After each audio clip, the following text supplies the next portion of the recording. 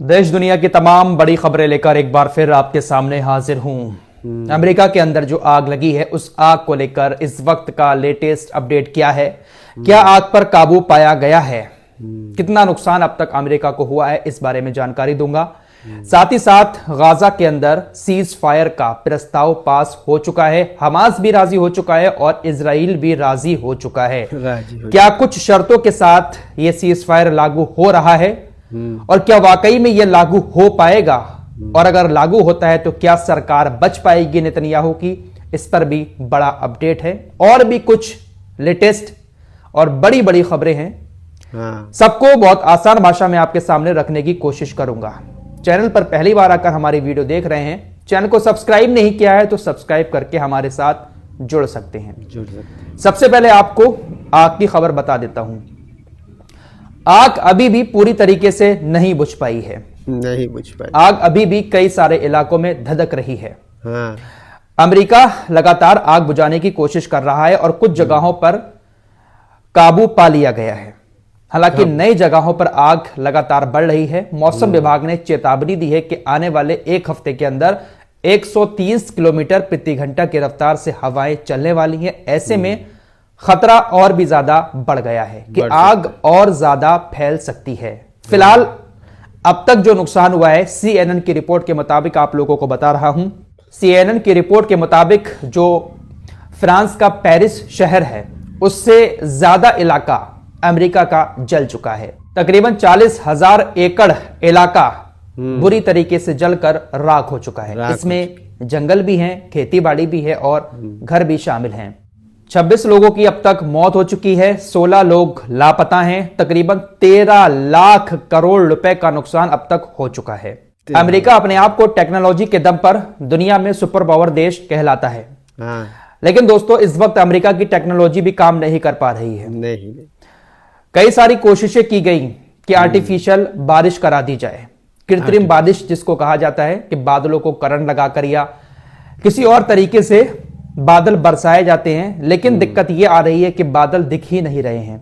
आग लगने की वजह से जो धुएं का गुब्बार है वो आसमान में छाया हुआ है। आग लगने की वजह से जो आसपास की नमी है वो भी खत्म हो चुकी है, जिस वजह से बादलों को ढूंढ पाना बहुत मुश्किल हो रहा है। वरना अमेरिका आर्टिफिशियल बारिश कराकर, आर्टिफिशियल रेन करा के आग को बुझा सकता था, लेकिन वो भी नहीं कर पा रहा है। साथ ही साथ ये कहा गया है वैज्ञानिकों की तरफ से कि अगर चलो बादलों को ढूंढकर हम बारिश करवा भी देते हैं, लेकिन हवाएं इतनी तेज चल रही हैं कि बादलों का कोई भरोसा नहीं कि कहां पर जाकर बरसें। जरूरी नहीं है कि जहां पर आग लगी है बादल वहीं पर बरसें, किसी दूसरे इलाके में जाकर भी बादल बरस सकते हैं। और दूसरी जगहों पर इस वक्त बहुत ज्यादा ठंड भी पड़ रही है। हाँ।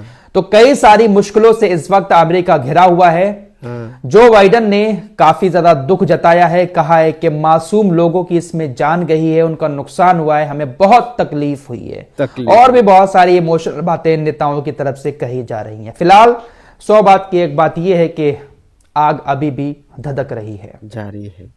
इजराइल की तरफ चलते हैं, गाजा की तरफ चलते हैं। गाजा के अंदर सीजफायर का प्रस्ताव पास हो चुका है। हमास और इजराइल राजी हो चुके हैं। क्या क्या शर्तें हैं वो मैं आपको ज्यादा डिटेल से नहीं बताऊंगा क्योंकि वीडियो बहुत लंबा हो जाएगा।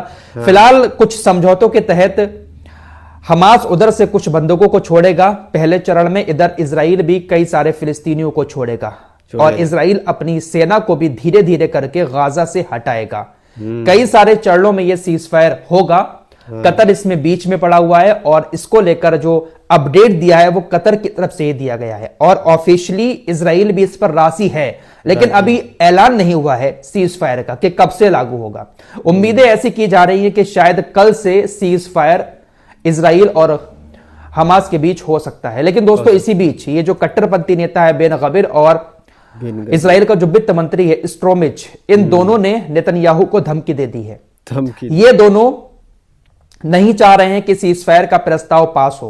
सब कुछ क्लियर है, वैसे तो सीजफायर हो ही जाएगा, लेकिन ये दोनों नहीं चाह रहे हैं कि सीजफायर हो। इन्होंने धमकी दे दी है नेतन्याहू को कि अगर प्रस्ताव पूरी तरीके से पास होकर सीजफायर होता है तो फिर हम सरकार से हट जाएंगे और फिर सरकार गिर जाएगी। नेतन्याहू के साथ ये गठबंधन में हैं। इसने कहा कि हम एक बहुत अहम रोल निभाते हैं इस सरकार में, हमारा बहुत बड़ा योगदान है, अगर सीज फायर होता है तो फिर हम सरकार से हट जाएंगे।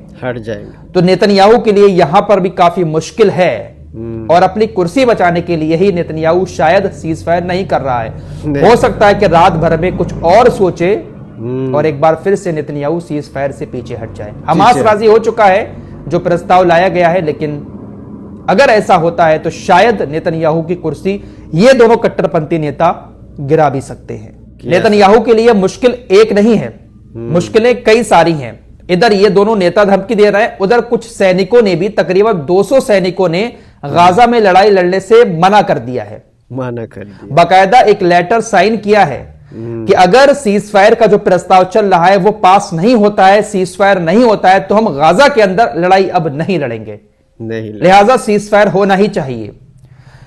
कई सारे सैनिकों ने कहा है कि हमने अपनी आंखों के सामने कुछ ऐसे लोगों को भी मरते हुए देखा है, कुछ ऐसे घरों को भी उजड़ते हुए देखा है, और हमें ऑर्डर दिए गए हैं ऐसे घरों को उजाड़ने के लिए जिनका इस जंग से दूर दूर तक कोई नाता ही नहीं था, हमास से कोई लेना देना ही नहीं था। कई सारे सैनिकों ने कहा कि हमारे दिमाग में कुछ ऐसी मौतें हैं जो हम भूल नहीं पा रहे हैं, जो बिल्कुल पूरी तरह से बेगुनाह लोग थे, उनको भी मारा गया है हमारे हाथों से, हमारे दोस्तों के हाथों से। इसलिए हम अब गाजा के अंदर लड़ाई नहीं लड़ेंगे। बाकायदा तमाम मीडिया की रिपोर्ट सामने आ चुकी है। इसके अलावा आज यमन ने भी एक मिसाइल छोड़ी थी।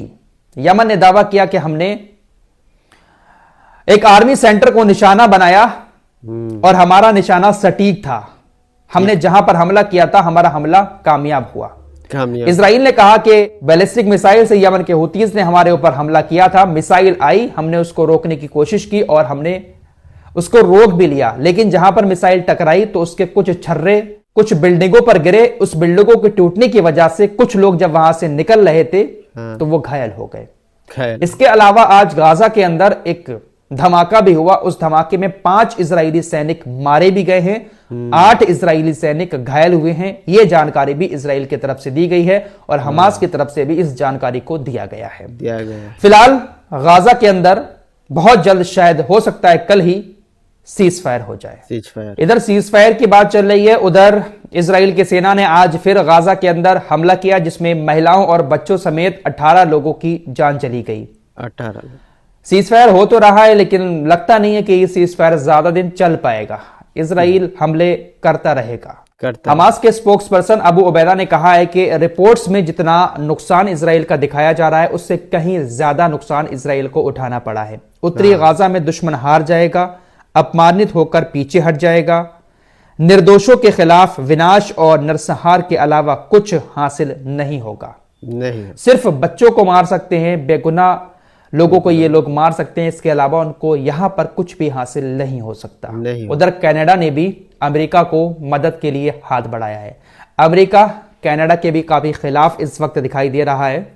कनाडा से भी काफी अच्छे संबंध नहीं है अमेरिका के, लेकिन दोनों देशों ने, कनाडा और ईरान ने, मदद का हाथ बढ़ाया है। अभी तक किसी और देश की तरफ से, जो खास दोस्त हैं इनके, उनकी तरफ से ऑफिशियली ऐलान नहीं किया गया है, लेकिन ईरान और कनाडा ऑफिशियली कह रहे हैं कि आप कहें हम मदद भेजने को तैयार हैं, मदद दें। दोस्तों, हमारी वीडियो पसंद आए तो फॉलो सब्सक्राइब कीजिए और साथ ही साथ शेयर भी कीजिए। मिलते हैं अगली वीडियो में, तब तक के लिए अपना ख्याल रखें। धन्यवाद।